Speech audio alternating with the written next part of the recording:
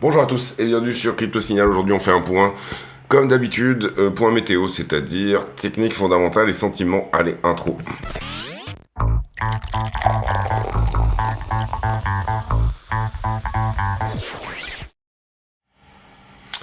Alors, en ce qui concerne le BTC, en 4 heures, on est toujours dans cette assez longue consolidation.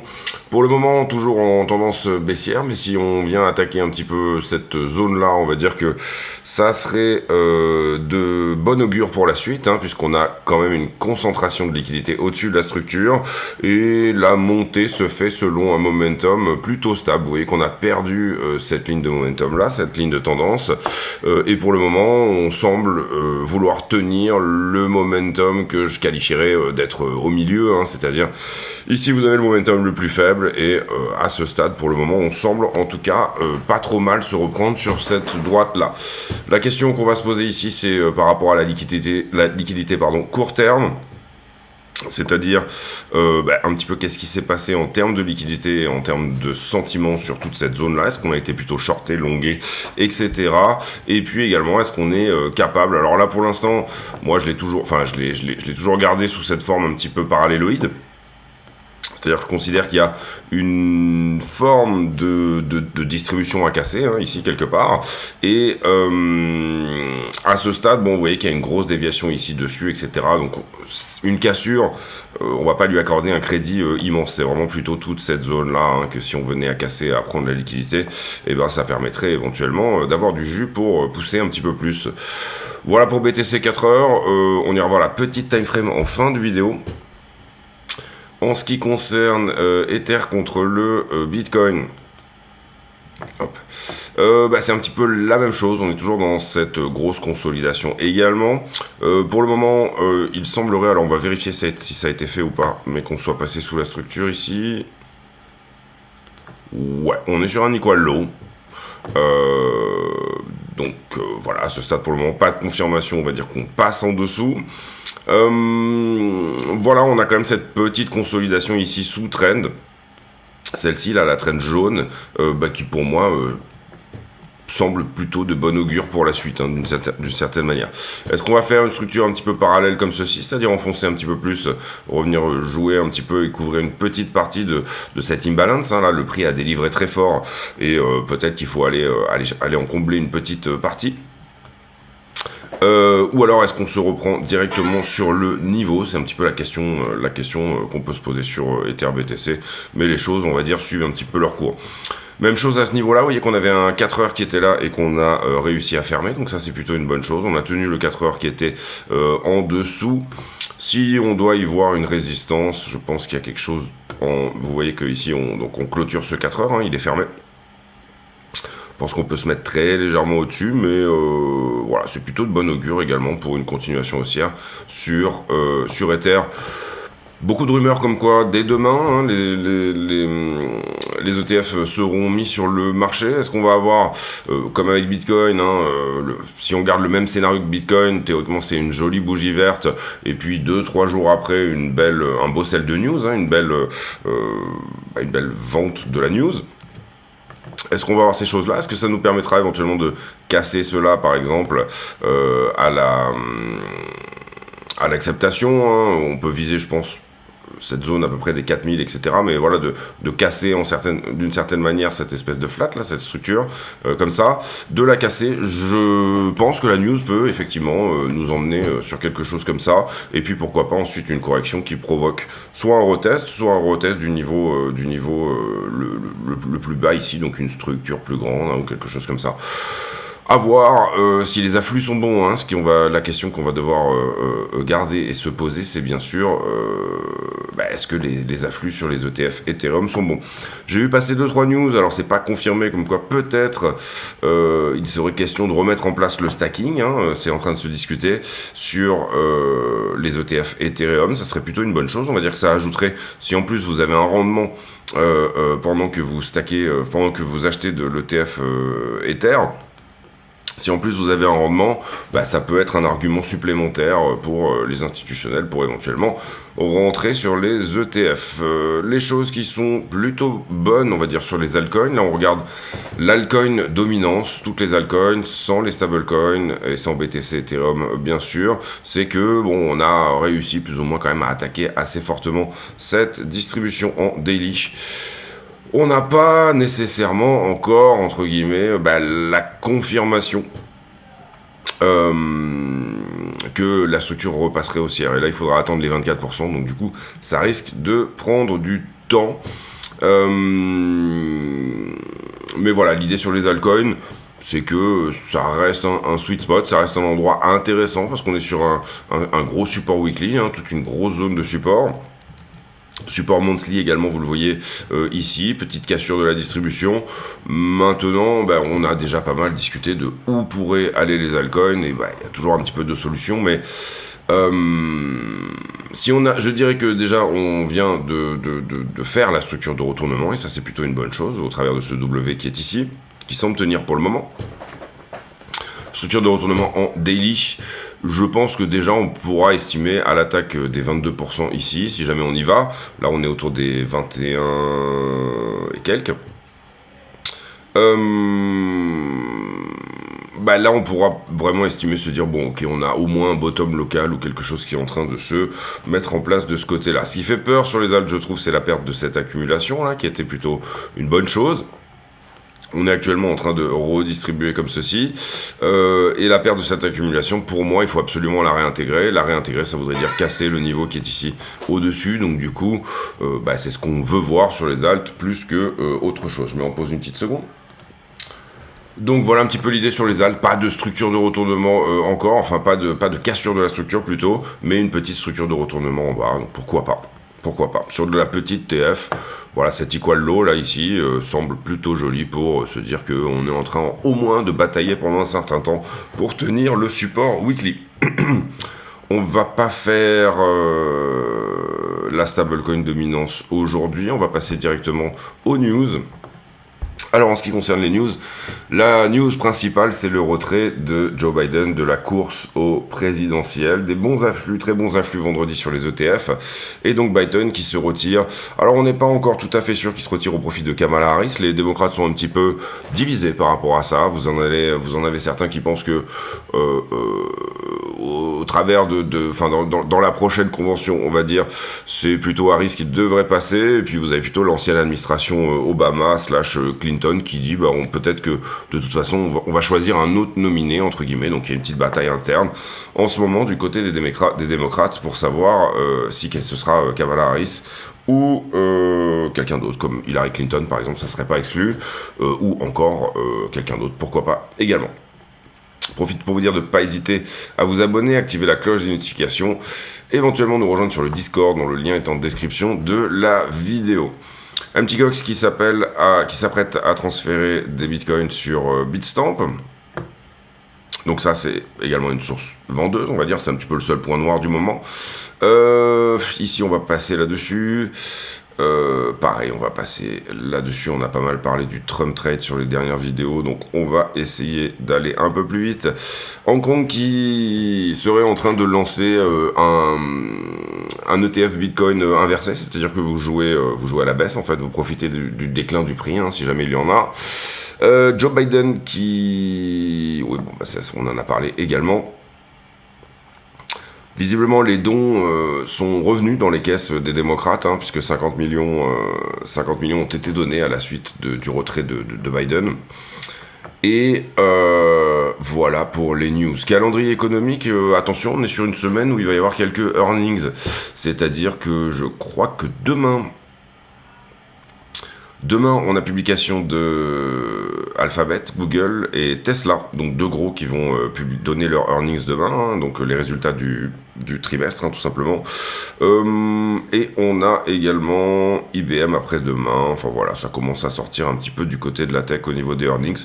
On est sur une semaine où il y a pas mal d'informations sur la santé des entreprises qui vont bien entendu sortir. On aura aussi, je crois, le GDP cette semaine, je suis pas sûr, oui c'est ça, oui. Jeudi on aura le PIB américain, donc on saura comment se porte l'économie. Globalement, les consensus sont plutôt hauts, puisque en annuel, on serait sur GDP Price Growth.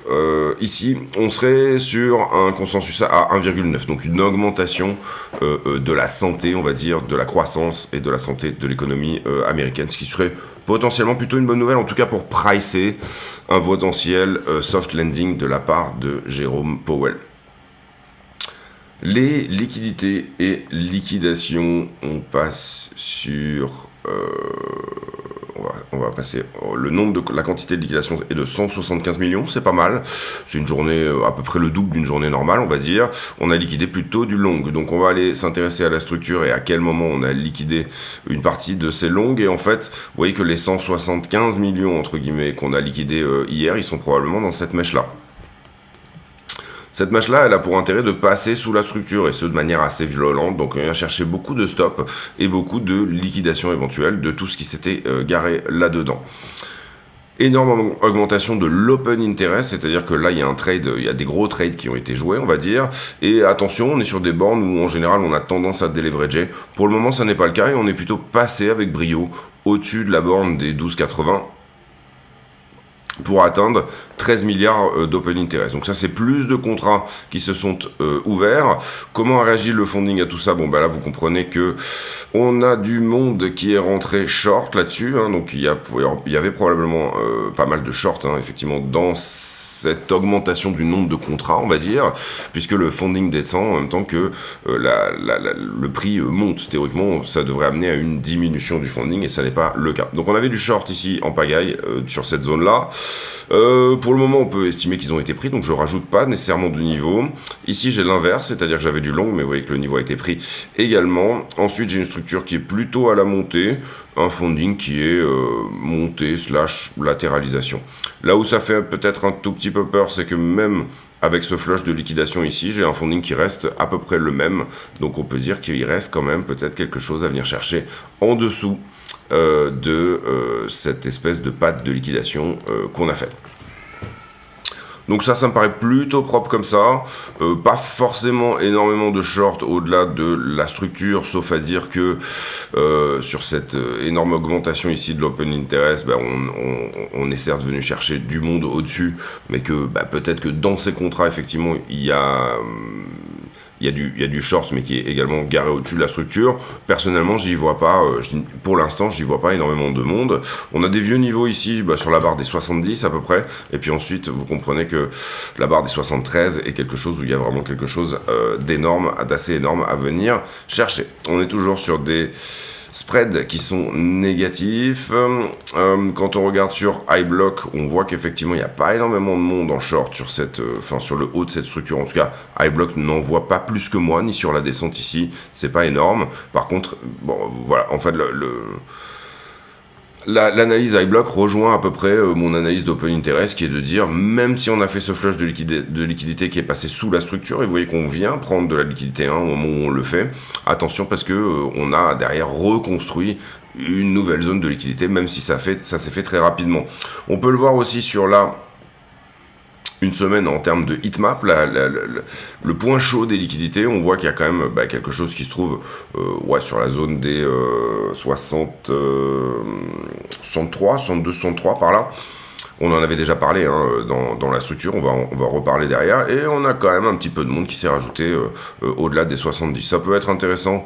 Bon, sur Ether, c'est à peu près la même idée, sauf qu'Ether est venu chercher beaucoup plus bas dans la structure. Ici, il est plutôt venu chercher les 3400 dollars, et à peu près la même idée, un gros point chaud sur Ethereum autour des 3350, et bien sûr encore quand même du short, puisqu'on a latéralisé, on a laissé le temps à une certaine partie des shorts de rentrer, et donc du coup de se garer short au-delà de la structure. La question maintenant, c'est la direction. On va aller regarder un petit peu. Donc globalement, si on regarde que la liquidité, je dirais que la direction, elle est quand même assez baissière, ou en tout cas, on a peut-être besoin de respirer encore un peu plus. Ben, un peu de peut-être repasser une nouvelle fois sous la structure, etc.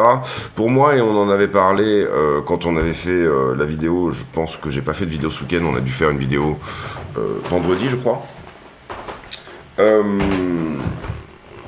Globalement, il y a quand même cette potentielle idée de venir faire un tour sous la structure dans son ensemble. Quand je dis sous la structure dans son ensemble, c'est quelque part dans cette zone-là, là, ici, autour des 63, 64. Ça serait pas étonnant qu'on ait un rejet ici et qu'on vienne éventuellement perdre le momentum du moment. Revisiter éventuellement une trend ici un petit peu plus bas. C'était un scénario qu'on avait quand même déjà évoqué dernièrement. Ici, on a pris la liquidité qui était là, comme ceci.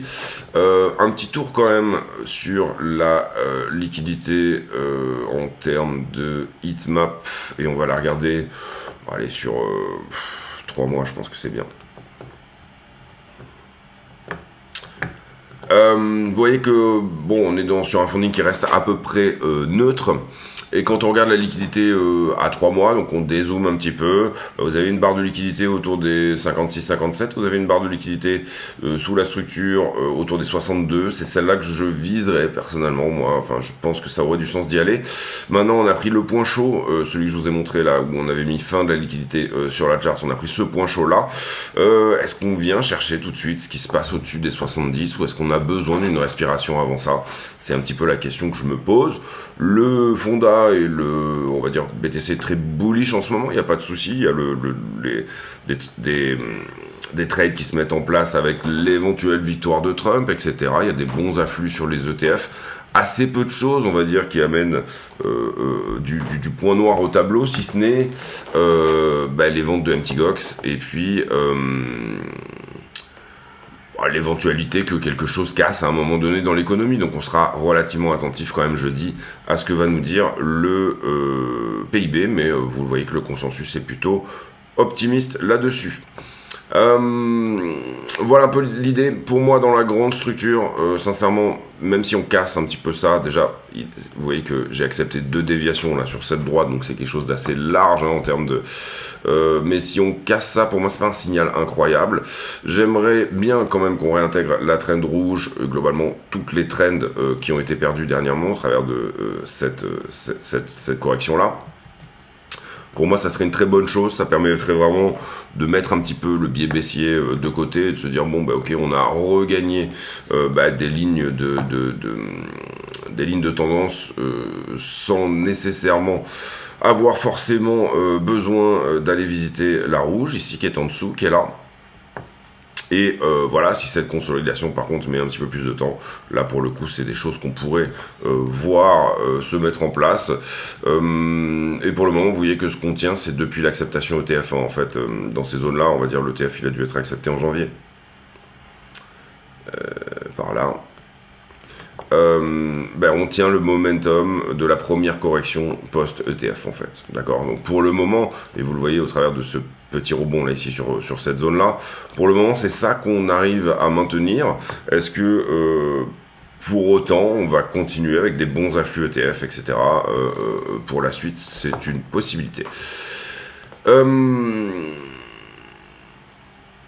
Voilà pour la grosse structure, autant pour moi.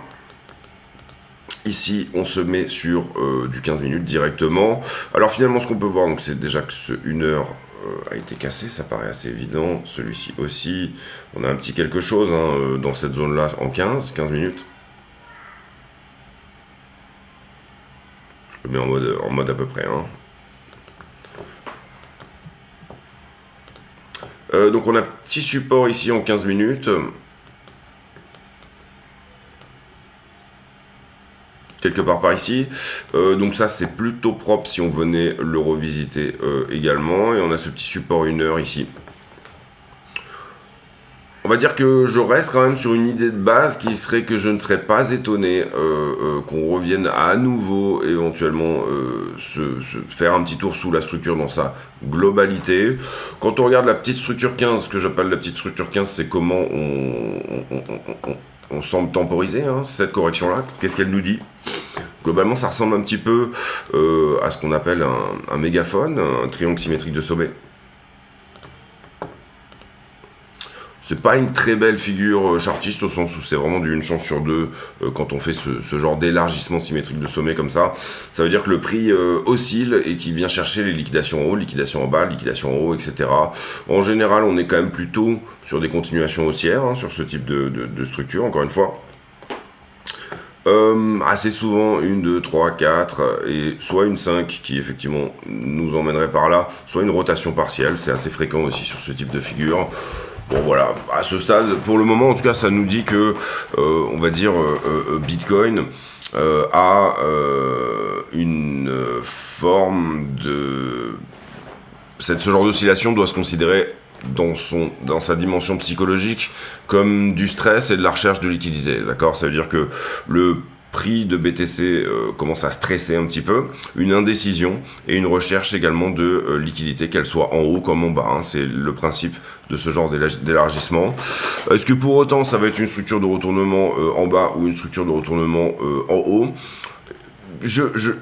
La question ici qu'on se pose, d'une certaine manière, quand on regarde un petit peu tout ça, c'est on a une belle impulsion ici.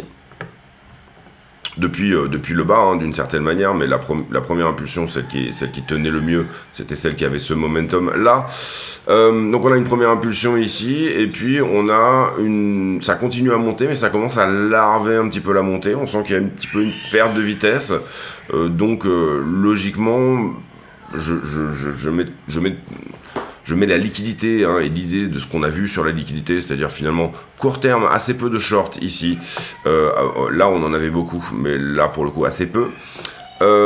Et pas mal de longues quand même, que ce soit à partir du départ de sous la structure, mais également ici. Il y a on vient de le voir sur la liquidité, il y a un endroit autour des 65-66 qui correspond à beaucoup d'entrées.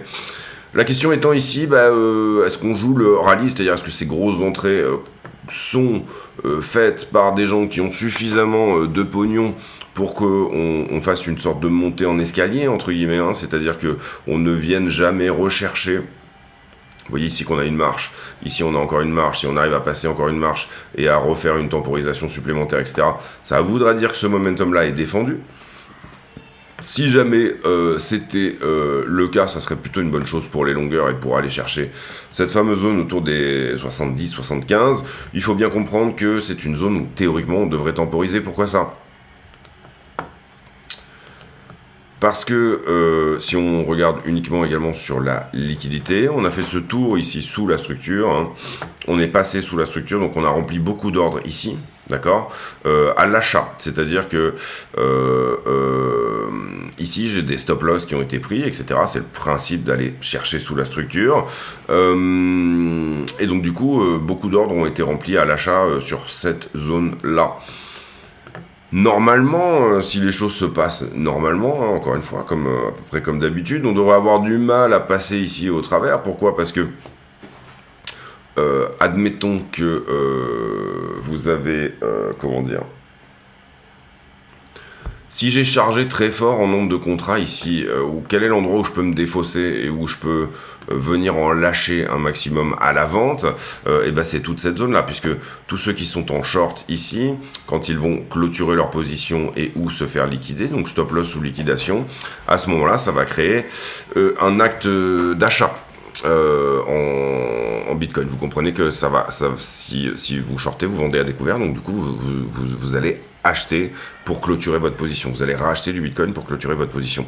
Ce qui se passe là-dedans, c'est que du coup, celui qui veut vendre, à l'inverse, il a une somme d'acheteurs ici en face, malgré eux, puisque c'est une liquidation encore une fois, mais il a une très belle somme d'acheteurs ici pour se défausser en partie.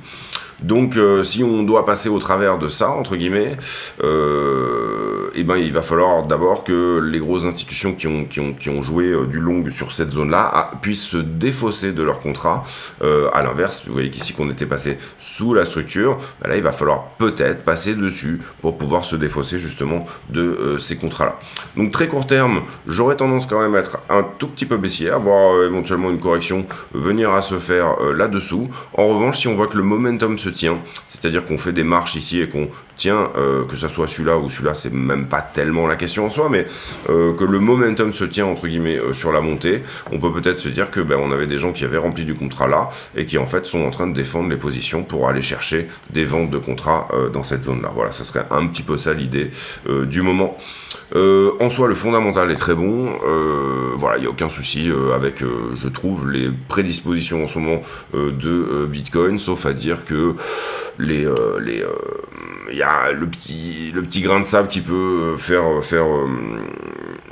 déraper un petit peu la machine, il est toujours possible, bien évidemment. Mais en soi, plutôt un bon endroit pour BTC, une jolie récupération aussi, je trouve que ça se fait pour l'instant de manière assez péchue et linéaire. Vous le comprenez ici quand on regarde, je ne sais pas si ça a effacé la structure en 2 mois. Oui, c'est bon. On se sert des shorts ici pour monter. Et on n'a pas l'impression qu'il y a énormément pour le moment de long. Voilà, l'argent est plutôt en haut.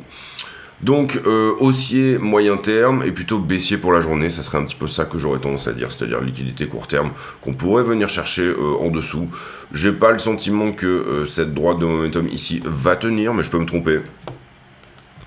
Donc soit effectivement quelque chose qui repasse une nouvelle fois sous ce point-là, premier point de liquidité, soit carrément passer littéralement sous la structure, faire une belle correction, venir rechercher par exemple ce niveau 1 heure, par exemple au travers sur une bougie 15 minutes qui permet de garder également ce niveau-là, mais une petite mèche qui permet effectivement de passer sous la structure et ensuite de rebondir. On va dire que je ne serais pas contre. Donc voilà l'idée un peu court terme, ça serait peut-être plutôt nettoyage, on va dire légèrement en dessous de 62. Légèrement en dessous de 62, c'est un petit peu ce qu'on avait évoqué quand on avait fait la vidéo ici dans cette zone là, nous on pensait que ça allait éventuellement passer dessous ici, ça ne l'a pas fait et ce faisant on a quand même bouffé un peu du long là dedans. Et il faut bien comprendre que là, on a bouffé à peu près 180 millions également de liquidation là-dedans. Donc la structure a sorti une partie de ses longues sur le chemin, c'est ça que je veux dire. Ils sont quand même potentiellement un tout petit peu moins nombreux que si on n'avait pas fait déjà au moins cette correction. Donc voilà un petit peu l'idée. Je trouve que le momentum se larve un petit peu, pourquoi pas corriger un petit peu, et puis ensuite arriver à venir faire un peu clôturer toutes ces ventes qui doivent éventuellement se faire en termes de contrat sur la zone des 70-72. On sera particulièrement attentif à ça. En revanche, si ça passe la zone des 70-72, pour moi, il n'y a pas de souci à aller chercher des choses plus importantes, à savoir 80 pour invalider une flat, et puis ensuite on vise les 88 et potentiellement 115 pour des sorties partielles de ces trades-là. Voilà, j'espère que cette vidéo vous a plu. Si c'est le cas, n'hésitez pas à le dire. En soi, c'est une très belle, pour l'instant, étant donné qu'on est en structure baissière, on reste sur l'idée d'une correction haussière.